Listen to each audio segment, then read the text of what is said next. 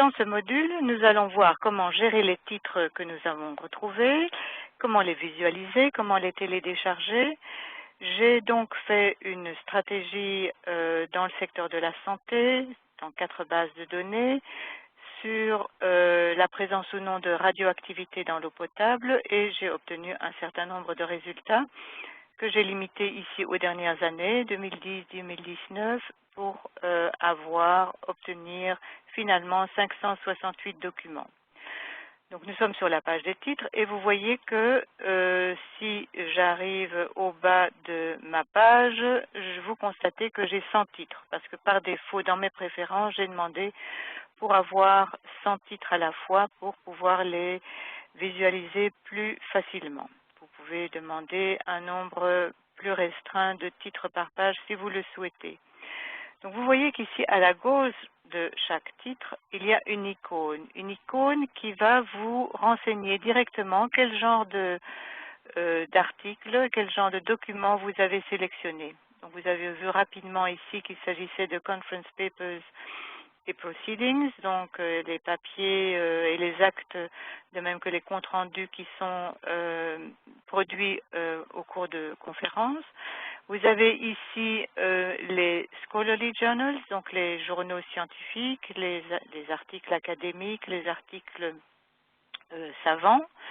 Il y a beaucoup d'autres icônes. Si vous souhaitez voir l'ensemble des icônes à votre disposition, ici, l'aide en ligne vous les fournira. J'en profite pour vous montrer comment rechercher un concept bien déterminé. Donc, par exemple, nous recherchons les icônes.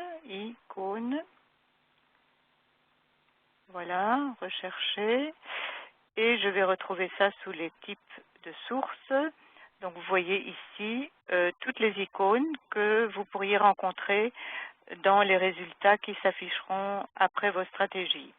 Donc, nous avons vu ici les documents des conférences et les comptes rendus. Nous avons vu également un peu plus bas les revues académiques. Voilà, donc vous voyez, il y en a pas mal. Nous sommes dans des bases scientifiques pour cette recherche-là, donc nous allons avoir un maximum de revues et d'articles académiques de sociétés savantes ou d'universitaires.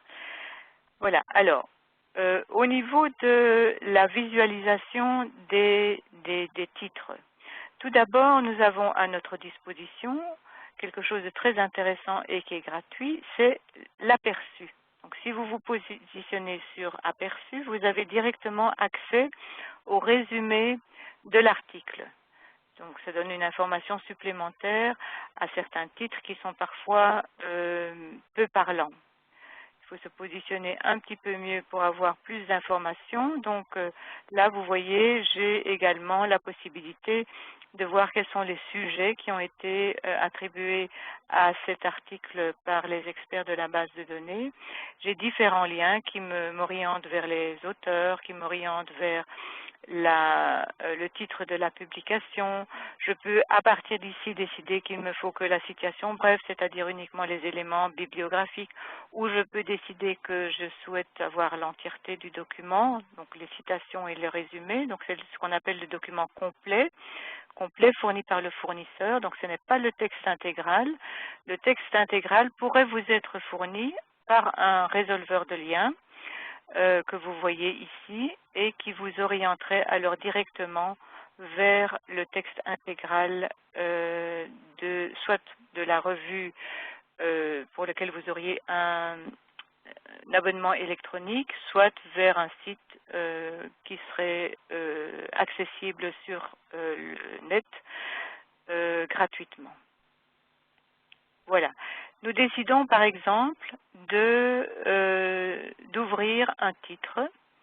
À partir de ce moment-là, nous allons le télécharger, c'est-à-dire qu'il va s'ouvrir à nous. Ça veut dire aussi que nous allons commencer à être facturés. Donc jusqu'à présent, toute la recherche que nous avons faite était gratuite. Les différentes fonctionnalités que nous avons utilisées, non seulement l'aperçu, mais aussi les différents filtres ici à droite, tout ce genre d'informations que nous avons retrouvées nous a été fourni gratuitement.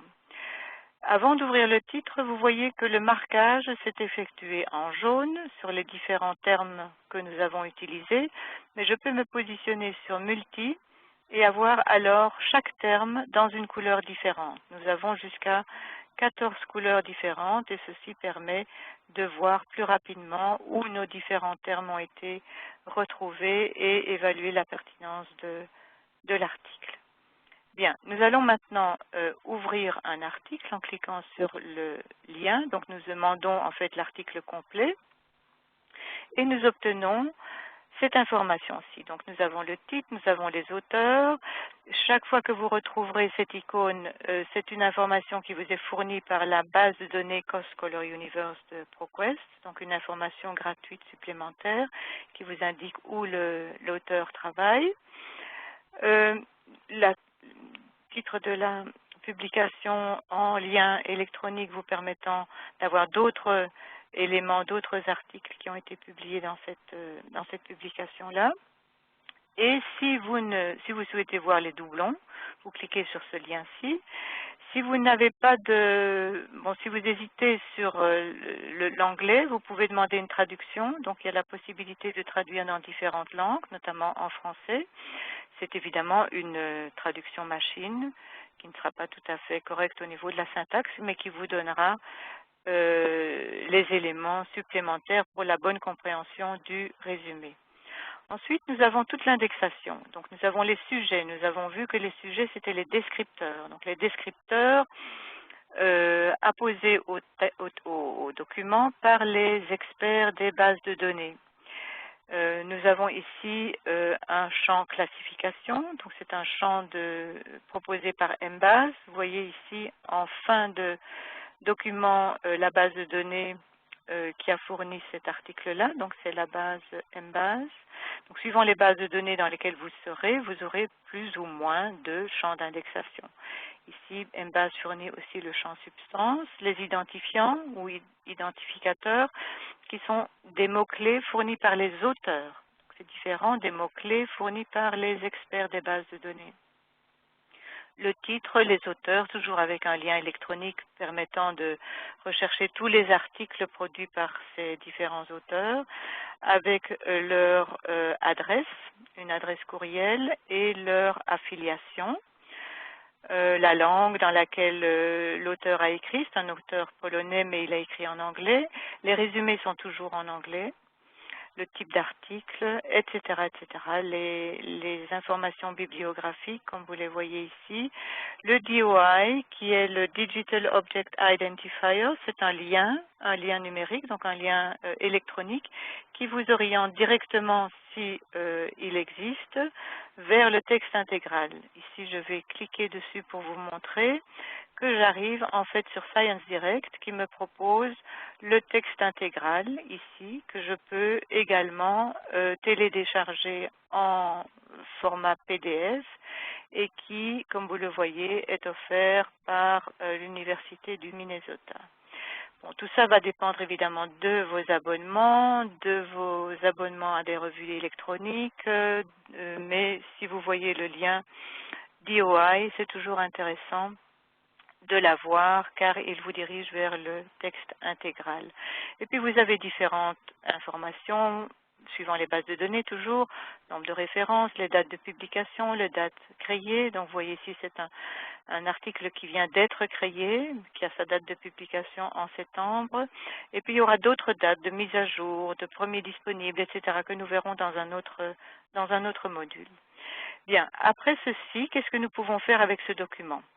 Nous pouvons l'enregistrer dans mon compte. Donc, ça, c'est un module qui va nous permettre de gérer les documents que nous y aurions envoyés. Nous pouvons l'envoyer par courriel, nous pouvons l'imprimer, nous pouvons le citer. Donc, si nous avons besoin uniquement de la référence bibliographique, nous avons ici très facilement dans un style donné que nous pouvons aussi changer si nous souhaitons en trouver un autre, les références bibliographiques de ce document, qu'il suffit de copier-coller là où vous souhaitez l'intégrer. Donc voilà, et nous pouvons alors exporter ce document dans différents formats. Ceci, nous allons le faire lorsque nous retournons au résultat, et nous le ferons lorsque nous décrirons comment exporter un dossier, un rapport de plusieurs documents dans les différents formats. Ça fera l'objet d'un autre module. Donc ici, de nouveau, si vous êtes en page de titre et que vous avez sélectionné vos articles, vous pouvez les envoyer par courriel à un collègue, vous pouvez les imprimer, vous pouvez les citer exactement de la même façon que lorsque nous étions sur le document. Quelque chose que je voudrais vous indiquer également, je reclique sur le document et vous avez vu ici à droite que le lien vers le texte intégral se trouve également sur cette fenêtre-ci, donc il était sur la page des titres, mais vous avez également un autre lien qui ici pour vous montrer que si vous êtes affilié à une bibliothèque, vous pouvez aussi commander le texte intégral par la bibliothèque à laquelle vous êtes abonné. Donc il suffira de cliquer sur ce lien-là et de donner vos identifiants pour qu'on vous achemine le texte intégral tel que vous l'aurez demandé. Afficher les documents similaires, c'est une autre fonctionnalité intéressante qui va vous donner des documents similaires à ce document-ci. C'est-à-dire que vous n'allez pas nécessairement retrouver les titres que vous aviez vus dans la liste des titres, mais c'est une nouvelle recherche qui a été faite sur non seulement les termes que nous avons utilisés, donc les mots-clés que nous avons utilisés dans notre stratégie, mais également un ensemble de mots qui ont été recherchés par différents algorithmes de voisinage, de proximité, etc., pour que ce soit plus pointu par rapport à ce texte-ci. Donc c'est quelque chose, c'est une information supplémentaire qui est aussi intéressante à utiliser. Voilà, nous retournons au résultat. Nous arrivons à la fin de ce module.